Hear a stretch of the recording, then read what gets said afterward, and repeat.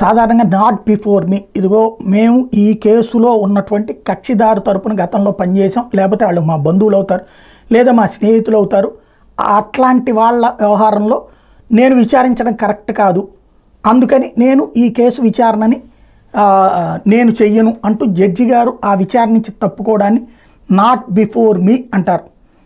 సాధారణంగా ఇదేంటంటే కొన్నిసార్లు ఫర్ ఎగ్జాంపుల్ ఆంధ్ర తెలంగాణ వివాదాలు వచ్చినప్పుడు ఈ ఆంధ్ర తెలంగాణ జడ్జీలు ఎవరన్నా ఉన్న బెంచ్కి వస్తే సుప్రీంకోర్టులో మేము విచారణ చేయమని నాట్ బిఫోర్ మీ పెడుతుంటారు. అది కూడా ఒక ఆస్పెక్ట్ అనమాట. అట్లాంటిది ఇప్పుడు ప్రధాన ఎన్నికల కమిషనర్, చీఫ్ ఎలక్షన్ కమిషనరు, ఎన్నికల కమిషనర్ల ఎంపిక కమిటీ నుంచి సుప్రీంకోర్టు ప్రధాన న్యాయమూర్తిని తీసేశారు. వాస్తవంగా సుప్రీంకోర్టు తనే జడ్జిమెంట్ ఇచ్చేసింది.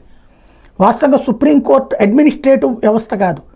అడ్మినిస్ట్రేటివ్ వ్యవస్థలో కానీ శాసన వ్యవస్థలో కానీ, అంటే కార్యనిర్వాహక వ్యవస్థ అంటే అడ్మినిస్ట్రేషన్ వ్యవస్థ అంటే, శాసన నిర్మాణ వ్యవస్థ అంటే చట్టసభలు, వీళ్ళిద్దరి దగ్గర ఏదైనా సంఘర్షణ వచ్చినప్పుడు తన విచక్షణాధికారాన్ని వాడి లేదంటే కనుక రాజ్యాంగం ప్రకారం తీర్పు చెప్పాల్సిన బాధ్యత న్యాయ వ్యవస్థ ఉంటుంది. అంతేగాని న్యాయ వ్యవస్థ విశేష అధికారాలు తను తీసుకోకూడదు, తనకి తన అధికారాలు పెట్టేసుకోకూడదు. ఇక్కడ కొలీజియం ద్వారా జడ్జీలని ఎంపిక చేయడమే విశేష అధికారాలు వినియోగించుకోవడం. రాజ్యాంగంలో లేదు అది కొలీజియం వ్యవస్థ.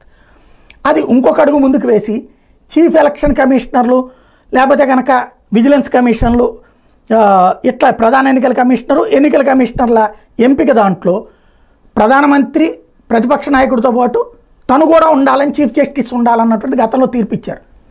దాని మీదన మోడీ సర్కారు నిర్మోహమాటంగా వ్యతిరేకించి పార్లమెంట్లో ఒక చట్టం చేసింది. ఆ కమిటీలో ప్రధానమంత్రి ప్రతిపక్ష నాయకుడు ఉంటారు, అట్లాగే మంత్రుల్ని వీళ్ళని పెట్టింది. చీఫ్ జస్టిస్కి స్థానం లేకుండా చేసింది.